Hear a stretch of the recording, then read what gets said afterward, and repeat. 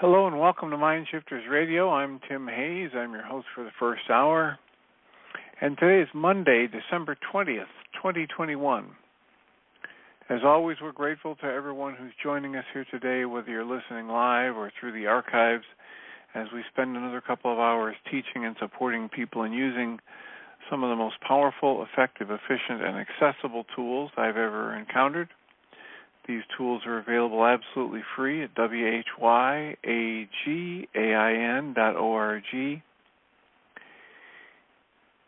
If you go there and click on the Start Here link in the upper left-hand corner, it'll take you to a page where you can download and read Chapter 24 of Dr. Michael Rice's book. His book is titled, Why Is This Happening to Me Again? And that chapter of the book contains a narrative description of the primary tool in this work. That tool is called the Reality Management Worksheet, sometimes called the Reality Management Wake-Up Sheet. And it's a tool I've been using to great effect for over 17 years to improve the quality of my life and most of my relationships, and to turn any negative emotional experience into part of the infallible guidance system that each one of us has been given. You can also download the actual worksheet process itself. It's a simple PDF file. Click on the link, download it, print it off, copy it, and use it as often as you'd like. You can also go to your App Store and type in the three words Heartland Aramaic Forgiveness and get access to a completely free and private app which is continually updated. It contains the Reality Management Worksheet, an abbreviated version of that worksheet process, a copy of the Dragon Klingon game, which is a wonderful way to introduce these tools to even younger audiences, and a system where you can submit your question anywhere in the app, and it will send an email to Jeannie, and then she will address those questions on the Internet show and then email you back to let you know which archive show contains the answer to your question. And when you consider that this is absolutely free and the work it takes and the commitment it takes for them to do this, it ought to blow your mind that Michael and Jeannie are spending all of this time to develop this system and support you and others in the application of these tools. And the entire purpose for all of this is to be of service, to find a way to help you create a better life, to apply these tools to your life on a regular basis, in a consistent, that have been curated out of the past 11 years of Mindshifter Radio show. And those shows are either with people who've been stepped through the worksheet process or given powerful testimonials about how the use of the worksheet process has improved their quality of life. And I haven't talked about it that much lately, but I thoroughly enjoy the use of that, the archives of this Internet show, for its good quality content, for a consistent resource, so that I can fill my mind with things that are loving and supportive and beneficial, rather than listening to talk radio or television or what people call the news. So we encourage people to do that, to tap into the archive. You can go to whyagain.org and click on the picture of the microphone and scroll down. You can pick randomly, or you can scroll through, and many of the shows have some kind of a description. And Jeannie occasionally puts out the reminder that if you have listened to an archive show and there is not a description, or there's something that you listened to that you really appreciated that wasn't in the description, please send her a note about it, and she'll update the description. We're also doing the Course in Miracles workbook lessons this year, and I want to back up to a couple days ago, lesson 352, which was Saturday's lesson, because it holds one of the key phrases in this work. Judgment and love are opposites. From judgment comes all the sorrows of the world, and from love comes the peace of the Creator itself. And this is exactly the same wisdom that's in the Way of Mastery. That judgment is the opposite of love. And if you knew what happens inside your body every time you judge, how the very cells of your body don't function properly, then you would never judge again. So today's lesson, on the 354th day of the year, lesson 354 reads, "We stand together, the Christ mind and I, in peace and certainty of purpose. And in the Christ mind is the power of his Creator as it is in me." Commentary reads, "My oneness with the Christ mind establishes me as the offspring of creation, beyond the reach of time and wholly free of every law but that of creation.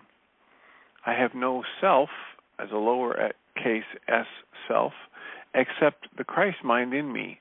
I have no purpose but its mind. And he is like his Creator. Thus must I be one with him as well as you. For who is the Christ mind except as the Creator created them to be? And what am I except the Christ mind within me?" So, as we've talked about in various ways, the purpose of this work, the purpose of the Course in Miracles and the Way of Mastery, is to help people understand what a Christ mind would be like and to birth access to that, direct, conscious, constant access to that within our lives on a regular basis. Pam Grout's Course in Miracles Experiment book says, lesson 354 is titled, "It's Impossible to Fall Short of the Glory of God." She quotes Matthew Fox as saying, "We are players, actors on many stages. We yearn to wonder, we long to be amazed, to be enthusiastic, to be expressive. In short, we yearn to be alive." Pam writes, "Although the term fake news is nearly as popular as despacio, it recently hit me that the first purveyor of vicious falsehoods was probably the fundamentalist church. It created its entire doctrine around the idea that all men have sinned and fallen short of the glory of God." Think about it.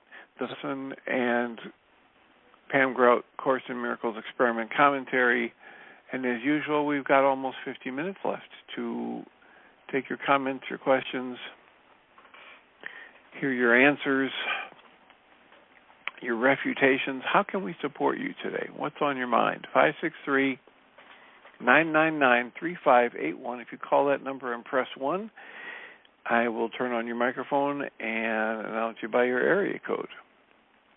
I was having a session with somebody earlier this morning, and I found myself really highlighting something she said. She said, "I know it sounds crazy, but I just think whatever happens, we're going to get through it."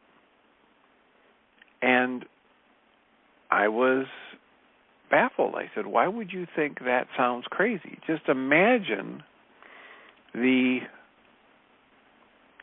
brainwashing that you've been through that says it sounds crazy to think you're going to get through whatever happens in your life."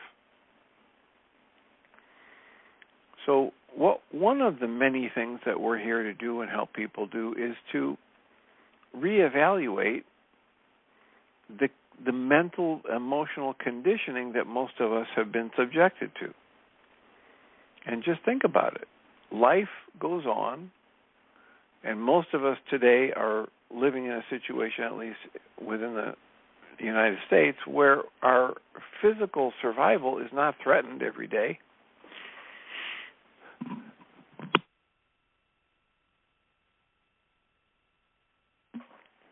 And yet most of us have practiced that when something goes differently than what we thought it was supposed to go, this is tragic and traumatic and we may not survive.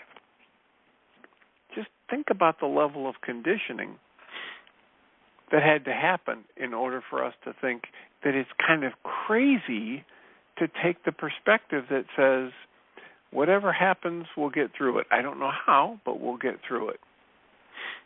Area code 901, you're in the air. Who do we have? Area code 901.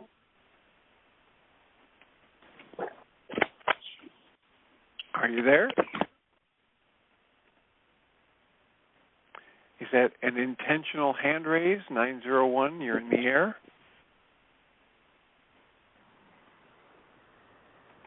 All right, I will assume that was either technical difficulties on your part or it was unintentional. You raised your hand. The call-in number is 563-999-3581. If you call that number and press 1, the indigenous people had much more sophisticated, well-thought-out, intelligent, loving, responsible systems running their day-to-day living and the perpetuation of their culture than the Western settlers did. And there were certain individuals, like, you know, the Wyandotte, I'll have to call him a wise man, Kandiaronk, Kandiaronk, who absolutely ran circles around the, quote, wise men. You mentioned what's happening with our little COVID experiment here, but geez, Dad's doing well. And that's grandiose beyond hubris. That's grandiosity beyond hubris. That's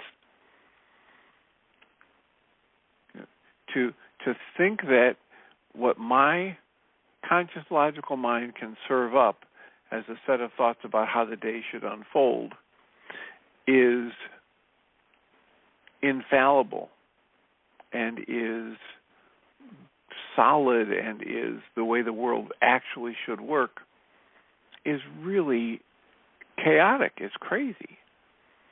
My mind that doesn't even know how I digest the food I had for breakfast, my mind that doesn't understand how I walk across the room when my mind says, hey, get up and go to the door.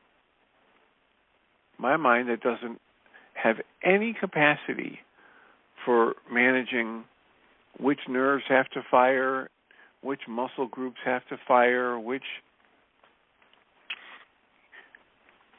shifts in nerves and muscles and tension and shifting of gravity, doesn't know how any of that happens at a conscious logical level. It just automatically happens. That mind that doesn't even understand that thinks it knows how the day is supposed to unfold.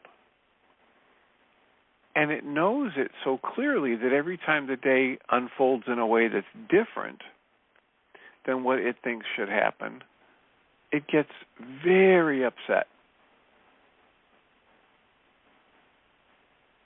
That's grandiose. That's crazy.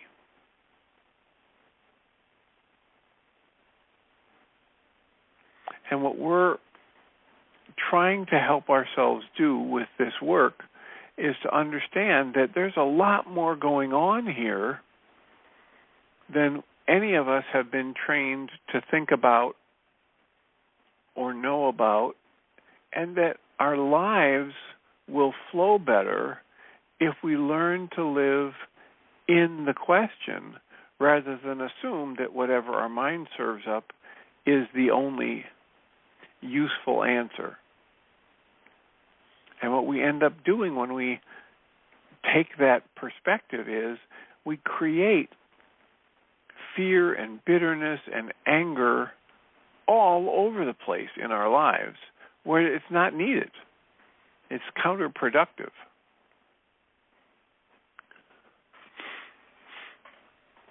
So maybe I'm alone. Maybe it's the kind of thing that many people could have heard today and not be shocked by. But when this woman said in our session earlier today, I know it sounds crazy, but I just have the feeling when these things happen that aren't what I planned, and when there's a disruption, I just have the feeling it's going to be okay. We're going to get through it. Whether it's the Christmas plans are absolutely free, people like this have been turning their lives around, have moved from a space of that constant bouncing between fight, flight, and freeze to a space where they solidly feel whatever happens, they'll get through it. And that's our invitation. How can we support you? If you're not already there, if you're not in that space where you feel like whatever happens, life's going to go on and we'll get through it. If you're not there, we've got some tools that might assist you. Beginning with the reality management worksheet and moving on up through the 3 early memories of conflict and the codependence to interdependence worksheet and what Michael calls the mind shifter tool, which is targeted journaling for me as a psychologist. The responsibility communication tool, the 3 early memories of conflict, the mind goal management worksheet. Found a way to offer the still point breathing and the mind shifter tool over the internet. So you no longer have to be in their physical presence, and they are offering that to people on an ongoing basis. I forget how often, maybe once a month throughout the year. And if you want information about that, you can go to whyagain.org, and or you can send Jeannie an email at jeanie@whyagain.org and find out about what's the cost, what's the schedule for participating in the Mind Shifters and Still Point Breathing virtual, web-based experience. I think I have very good memories of wonderful experiences that I've had over the years doing that Mind Shifters and Still Point Breathing, almost always in the context of an intensive session, a 9-day or longer intensive session down in Heartland. But a couple of times I've hosted them myself up here in either Woodstock or Barrington, Illinois. And it's always been a lovely, process for me. I've always enjoyed it. So I suggest you might want to take advantage of that. You might want to take advantage of the fact that due to the coronavirus restrictions and the fact that Michael and Jeannie are not traveling as they used to, that life and the people around you. So, the relevance of a book like that in this work isn't... How many times have we said that? So it applies to this as much as anything else. And I could so clearly see the gift that this structured energy field called COVID coming into my structure brought with it. And here's what it brought. It brought a tweaking of my immune system. Like I could feel it.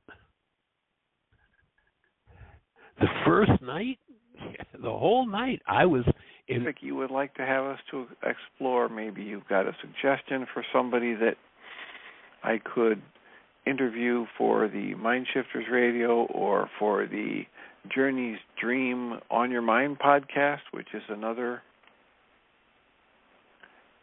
activity that I've been donating my time to, trying to help rewrite the narrative on mental health to one in which optimal health and well-being is possible and expected, and to a situation in which mental health challenges become transformational rather than tragic. And if you know somebody who's doing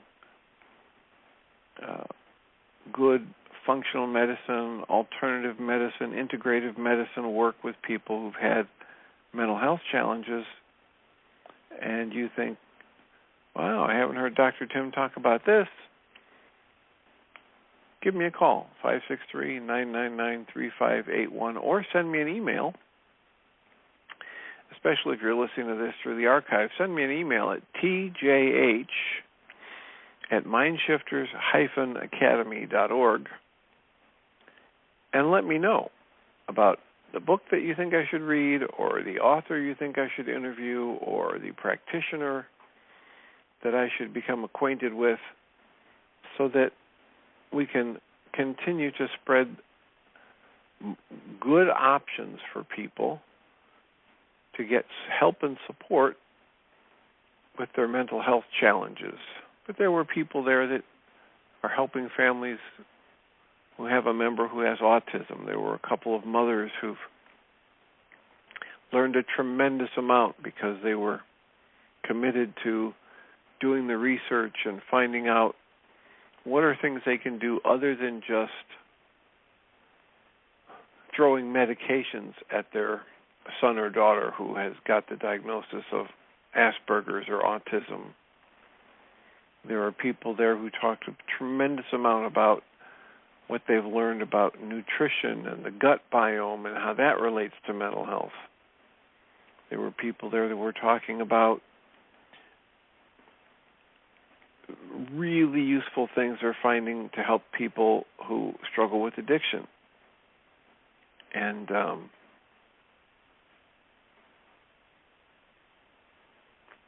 the list goes on and on and on. It was an honor to be involved with that group and to be able to participate. We had a panel discussion about trauma and ways to help people heal from the lasting effects of past trauma. I'm in the middle of a year-long course of exercises I'm doing to try and help improve my brain functioning because of somebody that zingperformance.com that I met through that mental health summit, integrative mental health summit, and this gentleman is a very successful entrepreneur, very creative, that it's the interpretation that you choose and apply to the life events that may or may not involve other people. In the worksheet is what I really want, and the instruction is to use positive words only. So notice that oftentimes you'll think of, well, what I want is I just don't want to be picked on by them again. Well, that's not what you want. That's what you don't want. Most people live most of their lives out of what they don't want, never truly identifying what it is that they do want. Well, I don't want to be in a relationship with somebody who will abuse me. Boy, I don't want business partners that would rip me off. And on they go. And then they wonder why they get to live with those things. You get to live with what you ask for.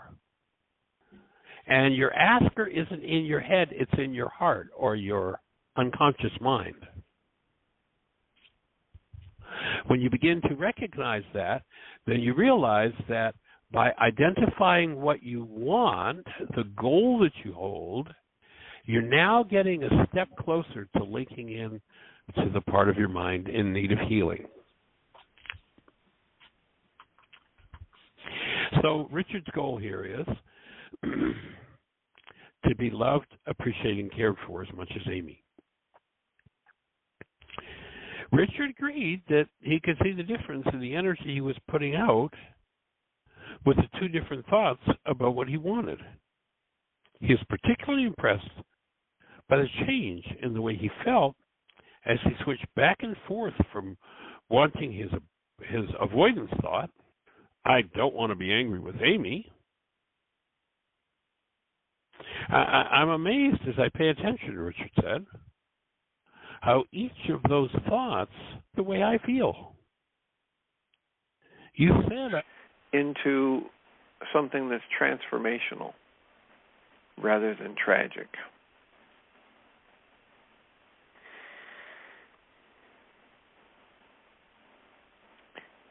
I also mentioned that routinely talk about different books that I'm reading when I do the internet show, trying to bring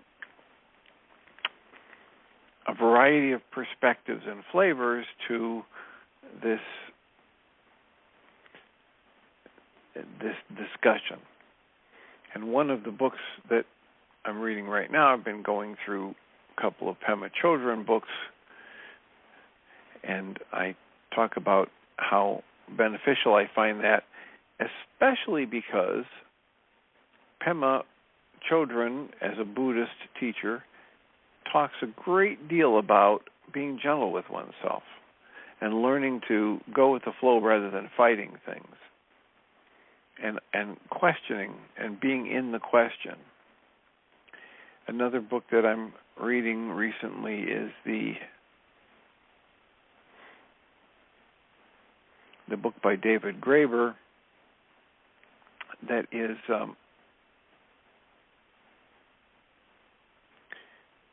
The Dawn of Everything is the title. Subtitle is A New History of Humanity. And it's shocking my mind in different ways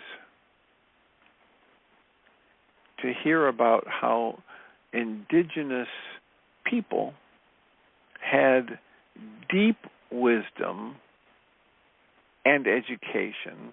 It just wasn't the formal education that they talk about in the Western culture or the Western European culture or the Eastern culture. But the ideas that they encountered, that people encountered often when they encounter an indigenous people for the first time, for various reasons, the people who are traveling there, who are either the conquerors, the invaders, or the visitors, whatever term you want to use, they can't believe how bright it looks, but having thought about deep philosophical human issues that many of the indigenous people are.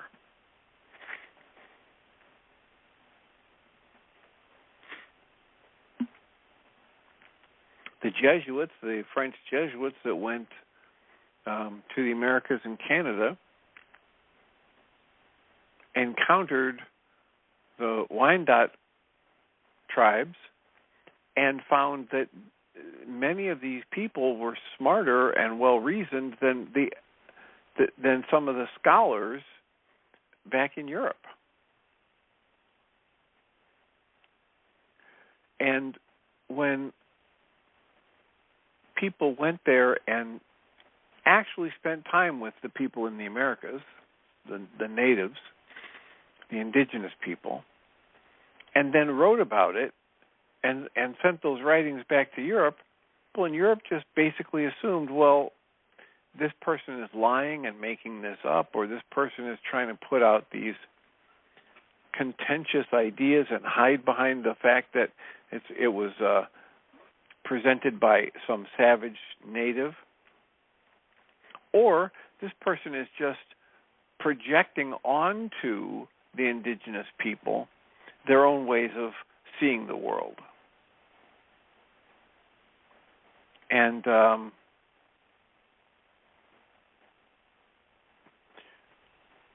in that process, you know, the authors of this book are researching to find out what's the actual truth.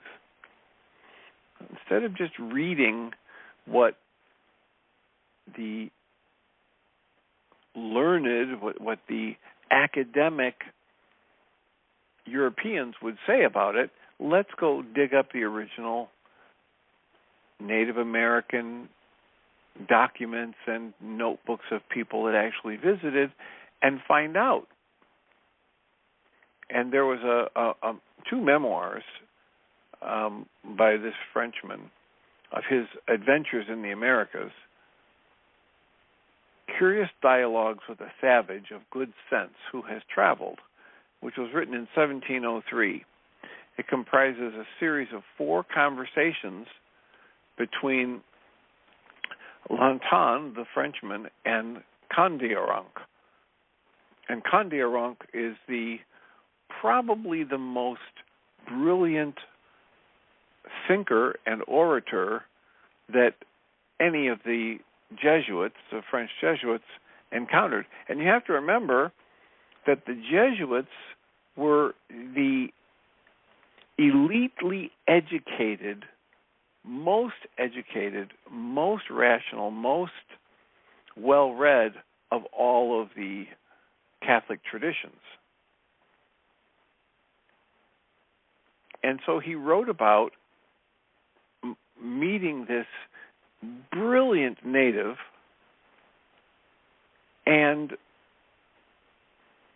the people back in Europe criticized his work as simply assuming that the Frenchman made up the dialogues, and that the arguments that he attributed to Candiaronc were really just the opinions of the Frenchman himself. But recently, indigenous scholars returned to the material in light of what they know about this Native American Candiaronc, the Wyandot, and they came to very different conclusions. The real life Candiaronc was famous not only for his eloquence, but he was known for engaging in debates with Europeans of just the kind of debate that are reported in Lantan's book. And there is excellent reason to accept that Candiaronc was a real person who was absolutely brilliant in his thinking and his oratory and his reasoned debate. And he was an exceptional council speaker, and he was no less brilliant in conversation in private. And councilmen and negotiators often took pleasure in provoking him just to hear his repartee, just to hear his reasoned arguments. He was always animated, full of wit, and generally unanswerable. He was the only man in Canada who was a match for the governor, Count de Frontenac, however you say that in French. And this count, this governor of Canada, often invited Candiaronc to his table to give his speeches, to give his debates.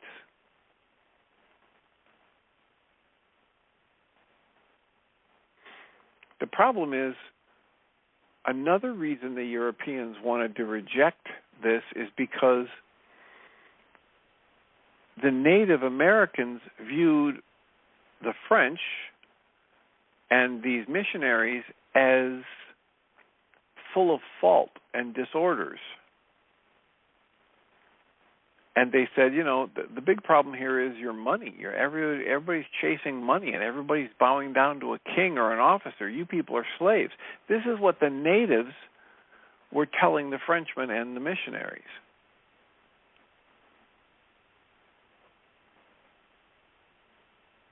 And these were not the first times the Europeans heard these criticisms. But then he says here, let's take a look at Candiaronc himself. Let's take a look at what this man would say in the dialogues about religious matters. Candiaronc says, "Come on, my brother, don't get up in arms. It's only natural for Christians to have faith in the Holy Scriptures, since from their infancy they've heard so much of them. Still, it is nothing if not reasonable for those born without such prejudice, such as the Wyandottes, to examine those matters more closely. So let's take a look at this. However, having thought long and hard over the course of a decade about what the Jesuits have told us of the life and death of the Son of the Great Spirit, any Wyandot, native Canadian, would give you 20 reasons against that notion. For myself, he says, I've always held that if it were possible that God had lowered his standards sufficiently to come down to earth, he would have done it in full view of everyone, descending in triumph with pomp and majesty, and most publicly. He would have gone from nation to nation performing mighty miracles, thus giving everyone the same laws. Then we would all have had exactly the same religion, uniformly spread and equally known throughout the four corners of the world, proving to our descendants from then until 10,000 years into the future the truth of this religion. Instead, there are 500 or 600 different religions, each distinct from the other, of which, according to you, the religion of the French alone is any good, and it's the only one that is sainted and true. So it's that kind of lack of logic that the natives were able to, some of the natives, especially this particular tribe, the Wyandot, where they didn't have chiefs tell them what to do, they didn't have money and greed the way the Western Europeans did, and it was clear to them that there were serious flaws in the logic of those who bowed down to a king and those who bowed down to their religious gods, etc. So, if you think, like most people, most Westerners, that indigenous people are less intelligent and less civilized, you've been brainwashed. And as this book goes on, it is very clear that the way we live in America today, our thoughts about individual liberty and freedom are far closer to what some of the Native American tribes believed than any European notion. Because the Europeans believed in kings and queens. They believed in everybody has to be subject to a rule of a superior at their whim. And guess what? On this continent,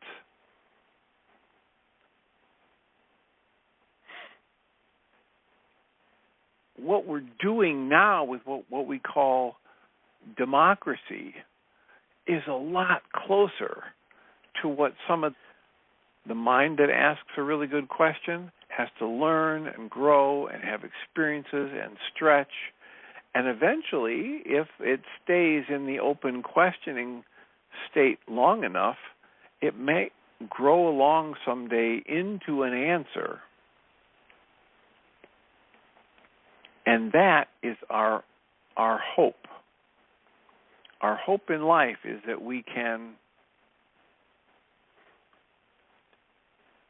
contrary to what the Western mind would say, ask a question and then put your nose to the grindstone to find that answer. Contrary to that, our hope in this work is that we learn to live in the question and just relax into it and live our lives with open minds and learn to live through direct observation rather than belief.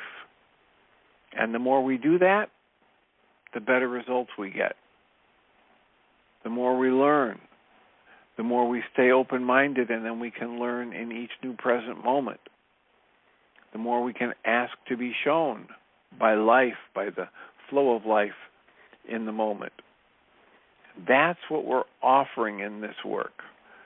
And we're offering in this work that the very best use of any negative emotional state that I might experience is that it is a wake-up call to me that my thought process in that moment is off the mark. That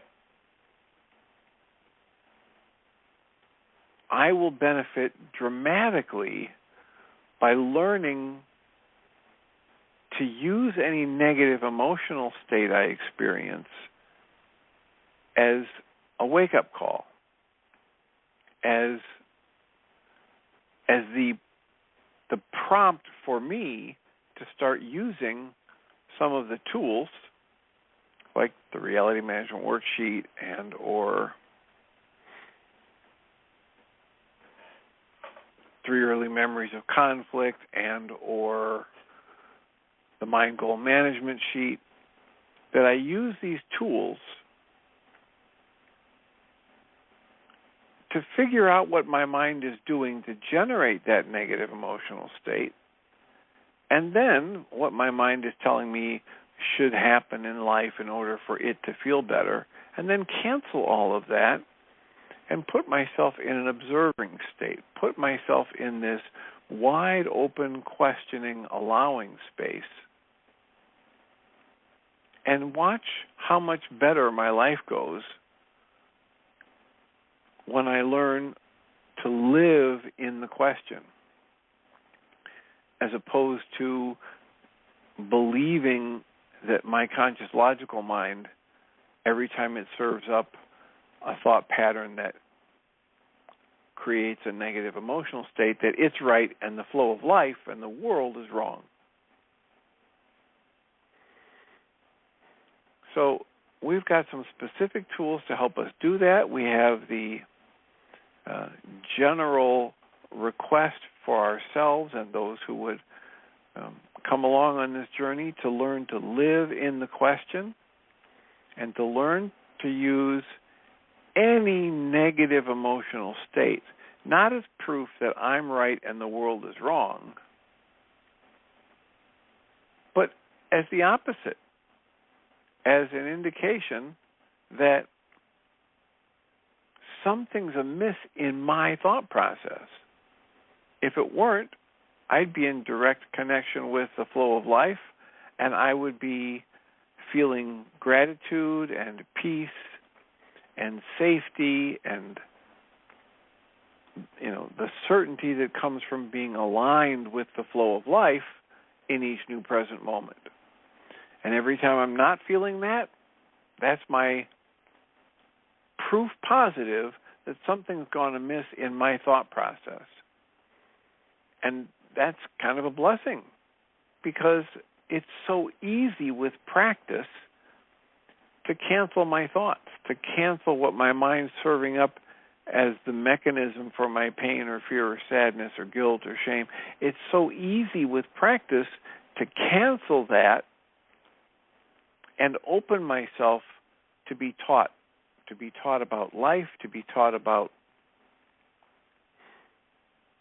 the lessons that are available in each new present moment, to be taught about the innocence of my brother or sister. And that's what we're offering, a set of specific tools,